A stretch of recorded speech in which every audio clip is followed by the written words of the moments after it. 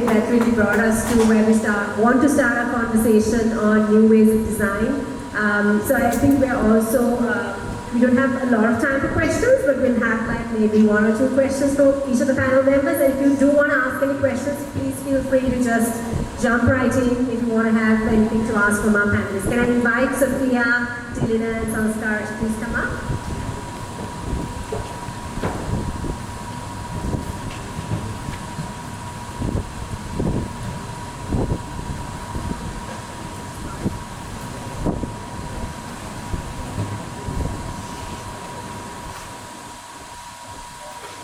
Alright, so I think we've had some very interesting intros. I love the diversity of thought and the diversity of talent and different areas that all of you are in: education, industry, art, etc. I want to start by asking a question from Sophia because I went through the About part on your Barefoot website when I wanted to do some research. And I saw that Barefoot story. Your grandma actually started with a group of women weavers in a convent workshop, right?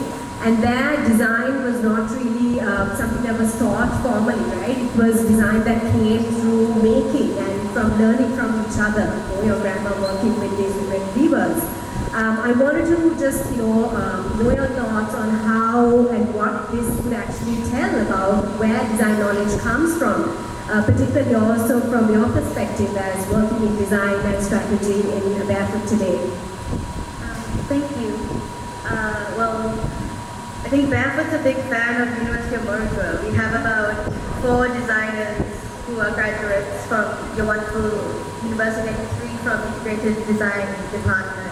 And I think when it comes to how we design, there's something my grandmother set an example and it's always kind of stuck with me. And she kind of references it to it. This goes through all from our purnbinders to our weavers to our dyers to our cutters. But she talks about a conductor in an orchestra. For example, if you're a conductor in the orchestra, you bring people together and you kind of create, or you kind of direct them to create music, but you may not be able to know how to play every single instrument. And I think there are weavers.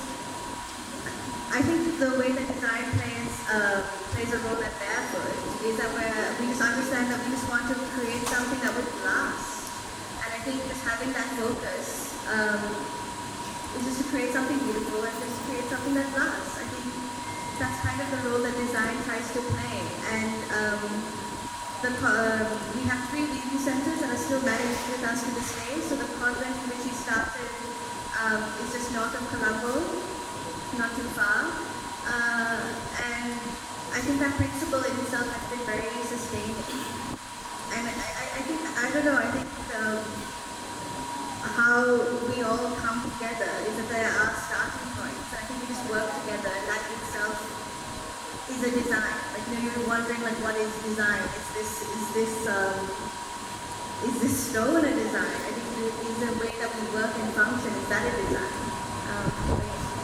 Yeah, I love that example of the orchestra as well, and I think it's a platform for us to reimagine how we look at design and what we know is design or how we define design, etc. It's really interesting and thought-provoking. With that, I'm going to turn into Dilina. It's one thing I wanted to ask him because we work a lot with curriculum design, so because you work in curriculum design, we looked at the design curriculums across the design schools all over the world, I would say, and in Lanka as well. You did talk about decolonization, and it was really interesting your thoughts on decolonization as well. But if we wanted to, in education, in design education, in university, if we wanted to decolonize design education, right? If you want to contradict that statement, you can do that also. But if we did want to decolonize design education, where should we start? Is it curriculums, the different methods? The way we assess students, you also look at different ways of, assessing students as well. Or is it also, could be the very definition of design itself, right? Across your work and your research and your teaching, how do you kind of bring these conversations to life in your classrooms? Give a good question. So, if I look back to my practices, I started in a very small manner. The same module of history of art and design. I slightly changed the narrative. Instead of claiming that everything is design, I started with historically claiming this is how the Latin term design started. And then I exposed them to different types of design, such as I read a nice book called Just Enough Design from Japan. This book talked about Odo philosophy, and it's about not fine-tuning products. So for instance, what I at least do within that module is, instead of providing a universal narrative, I try to cognitively prepare students so that they know okay, there are multiple different ways of design. So it's not a one way as opposed to the others, but there could be different ones. We could even learn from different cultures as far as you are doing it in a diplomatic manner instead of calling out practices. But for instance, I read a nice paper where the Mexican set of researchers doing on decolonization, where they try to understand how knitting works as a relation of care. So we are not doing, for instance, knitting we do not for solve problem, but not for do efficiency, but for the sake of caring, sign of care. So how we can learn from that and change design instead of telling that it is design. So we could understand that diversity. So I would say the first step is, even within a small module, we could expose students to the idea that there are multiple narratives and each has a different potential. Yeah, I do feel opening up thought processes to accepting different perspectives in whichever the field that we are talking about would be really a blessing in terms of really understanding people, and where empathy comes to play a huge part in terms of really understanding that okay, different people will have different perspectives, and that is okay, right? There could be good and wrong, but from that person's perspective, it could be something else to think about. So that's also a really interesting way of looking at new ways of design. I want to turn to Sanskar because I saw some beautiful work that you've done. And one of the common things that I noticed across all of your work is that you really look at the context before you start your work, and you try to incorporate different elements of the community or the context or nature of where you do your work into the work that we do, whether it's a wall art, whether it's installation, whether it's street art, whether it's a spatial experience, right? And you do it in very informal and very unexpected places as well.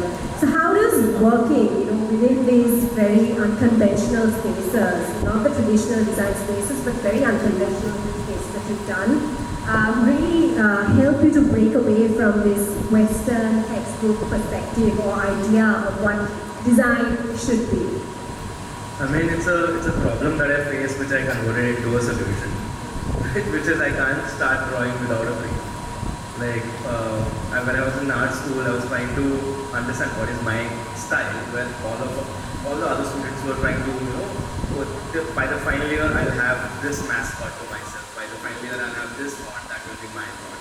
And I was like, I don't have a color scheme, I don't have a font, I don't have mascot, illustration style, and which sort of played with me throughout those 4 years. But then later, when I started exploring different mediums, and some brands started trusting me, okay, you've done something like this, you've done an X, can you do a Y? And I'm like, okay, I don't know X and Y are close to each other, or what did you see? What is the findings there? And after graduating from an art college, I realized my journey went on from drawing on canvas to drawing on paper to painting on canvas to painting an interior wall to an exterior wall to designing fabrics, designing people in front of it, or just art directing which angles to shoot this video from. So I understood that it doesn't have one thing that I'm really curious about, which brings me to the point that I want to take the canvas as an opportunity, as a brief to myself, and where does it lie? What is the ambience around it?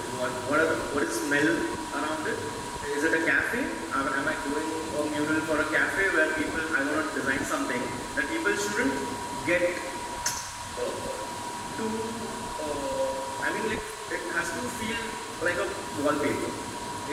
feel like I have a message for you. So that if it's a wallpaper, I'll sit there for longer. I'll have one more coffee, eventually make the page bigger. If it's a community space where people are already just running around, there's no viewing distance to it, I won't paint the big part.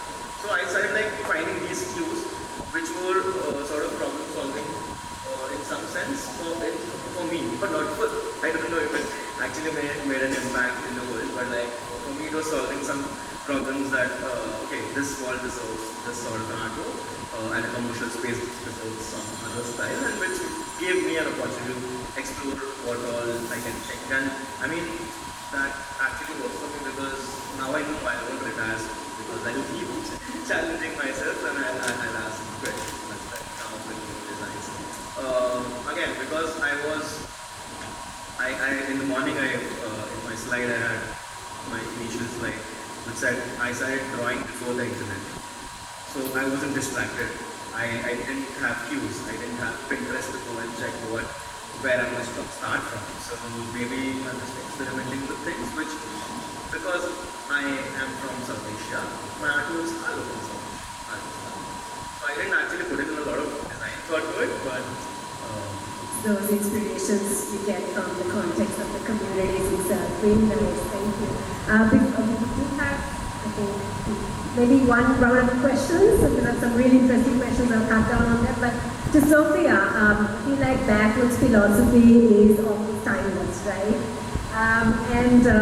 But in a challenging time, we're working in design and strategy in this very fast-paced, digital-driven world that we are part of right now.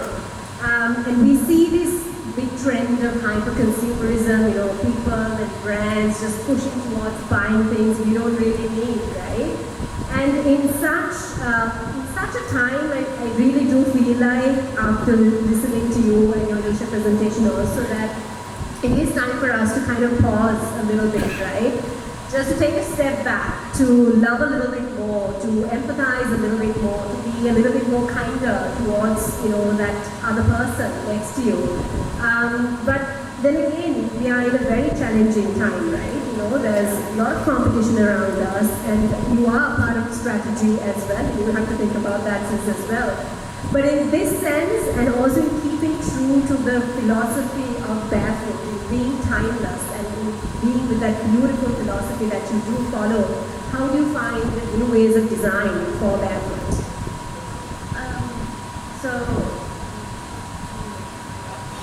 Actually, I'm gonna, it's very rude, I'm gonna pull up my phone because Nello and I was just discussing this earlier, sorry, I name dropped her. But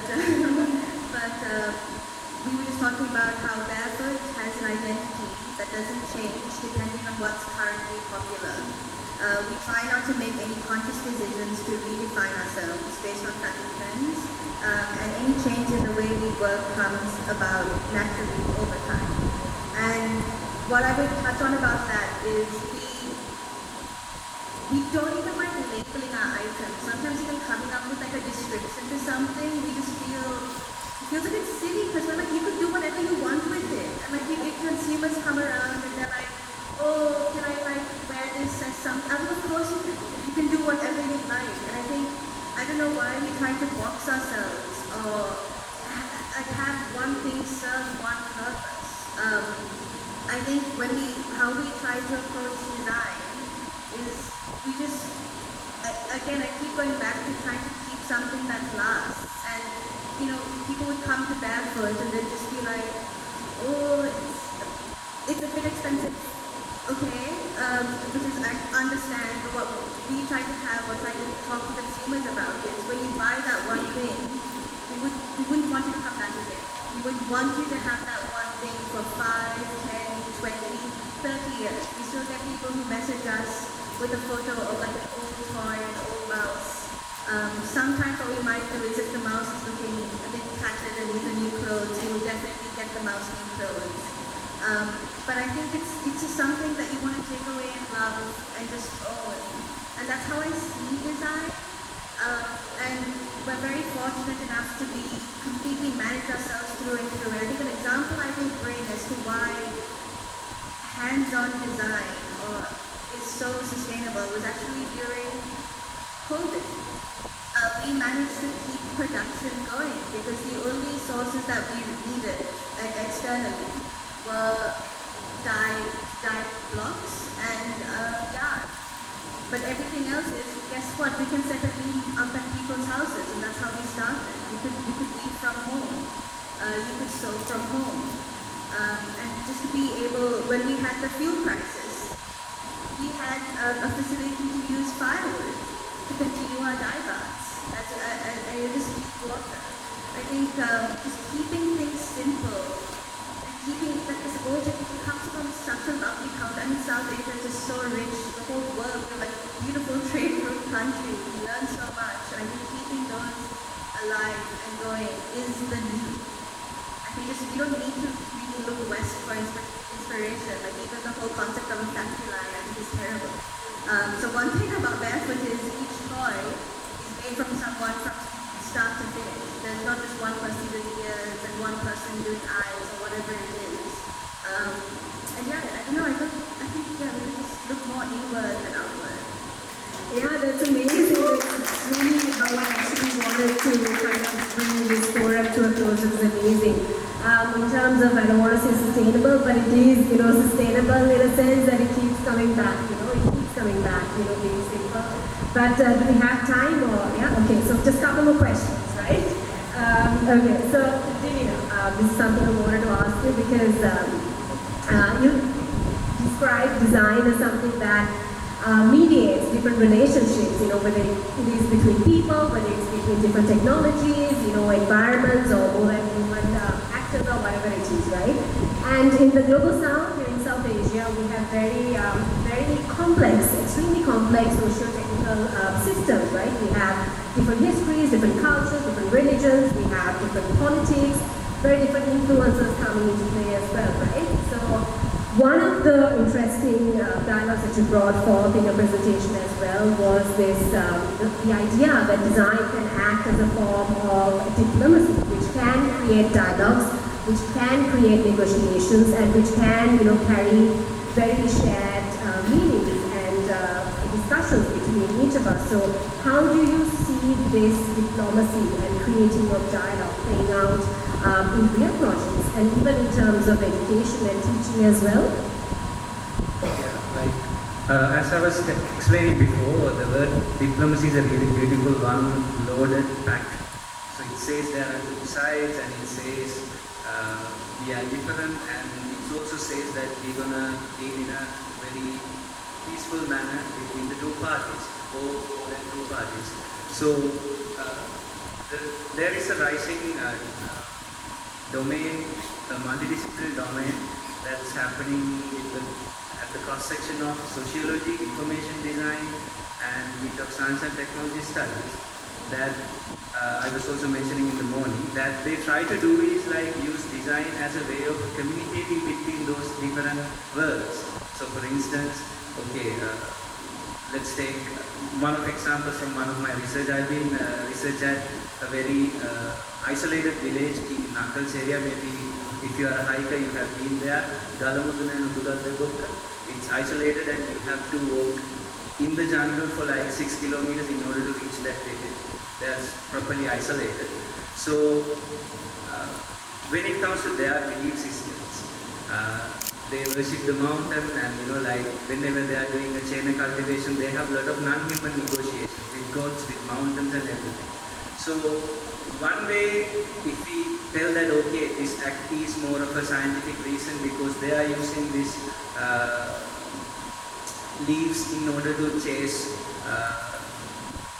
animals because it has this scientific component, that means you are confusing the characteristics. You are superimposing the science into their belief system. So in their design could come into play the diplomatic role. So you could explain without flattening that complexity. Okay, this is what they believe.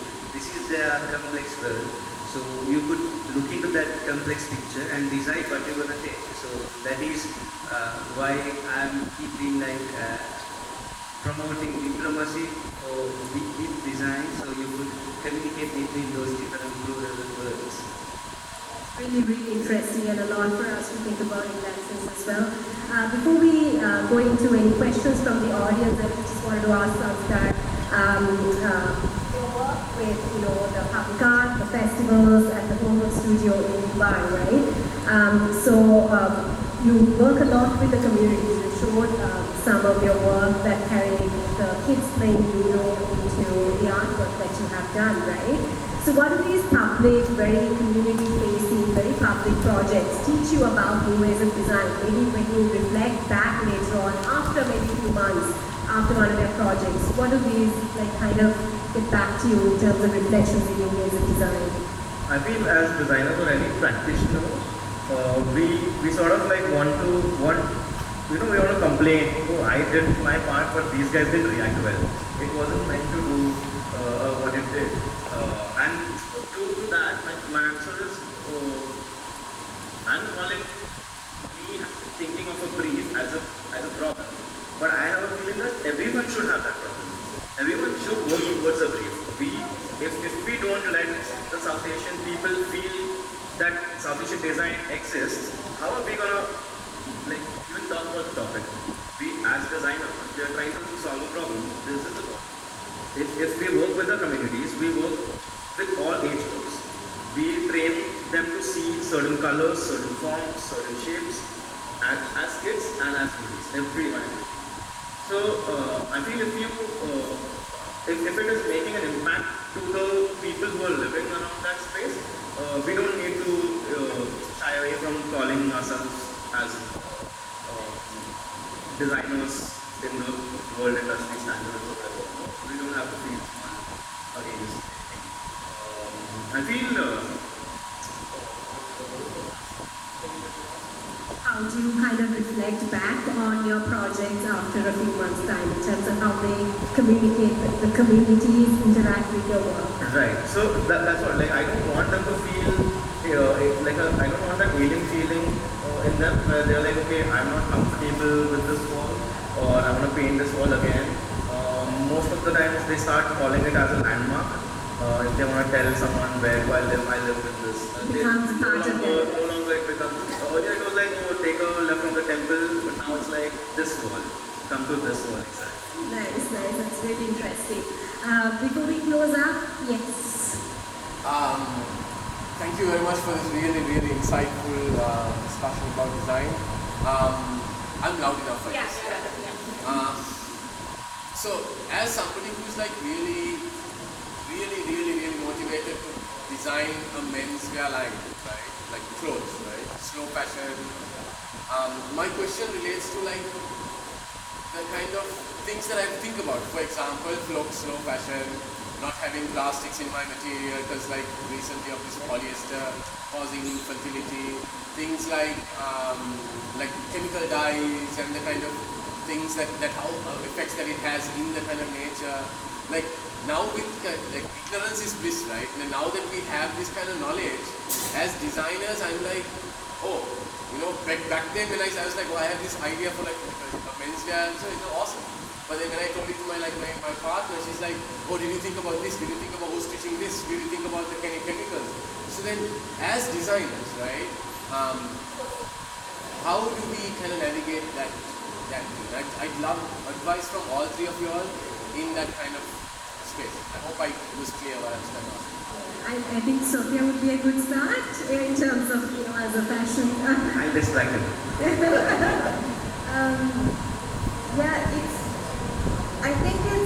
I don't know, I feel like sometimes it's an idea. Again, barefoot is over 60 years in the making. It started off very small. It started off at home. It started off with getting your allotment of yarn from the depot during one of the country's worst financial times in history. I think just look two steps ahead. It's very intimidating to you have this end vision, right? You have your end point vision. I think also give yourself a chance to relax. You can't be perfect also, all the time. But I think there's a lot of incredible work you can do at a very small scale just next to you.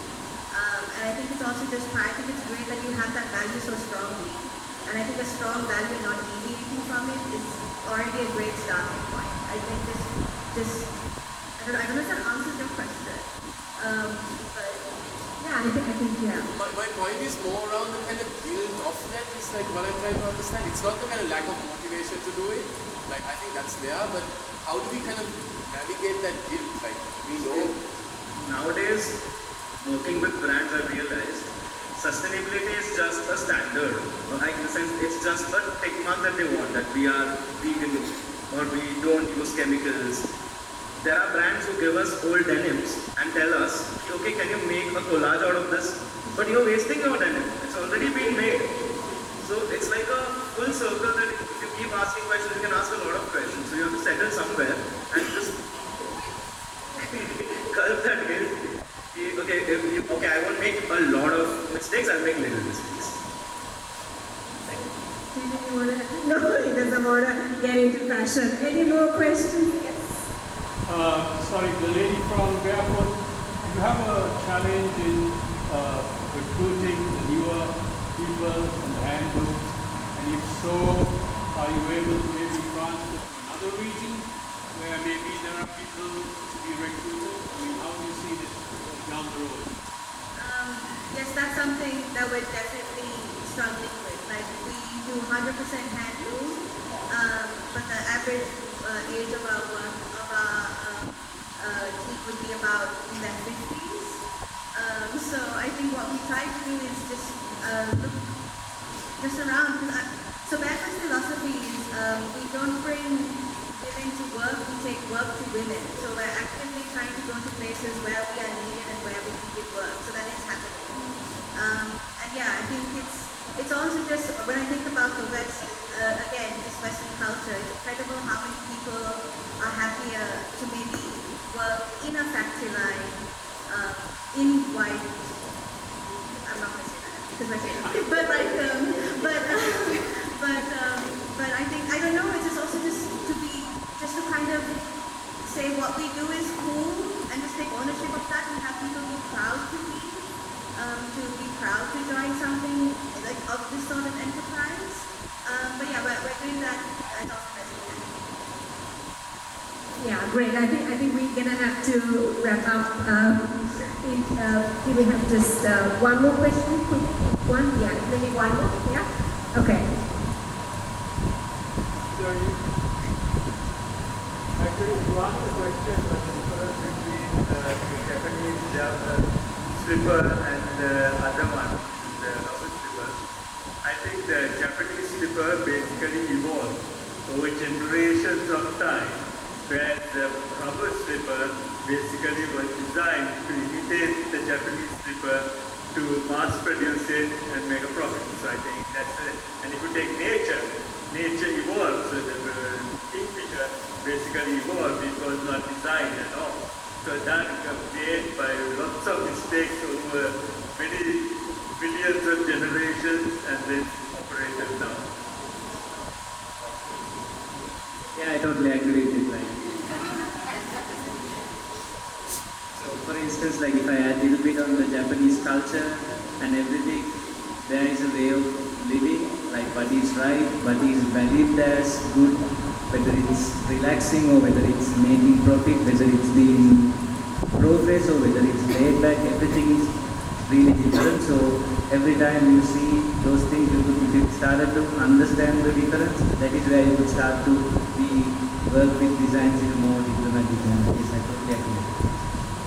Thank you so much. I think that was a very, very insightful conversation. We're going to wrap it up with that. And there's a lot of takeaways from each and every one of you from very different perspectives. And one thing I think I want to close off is that, it's good to slow down, right? Take a look around us and to be grateful and to think from multiple perspectives and to think along with our communities and, build that dialogue. And to act with a lot of diplomacy, as Dilinda says. So thank you so much.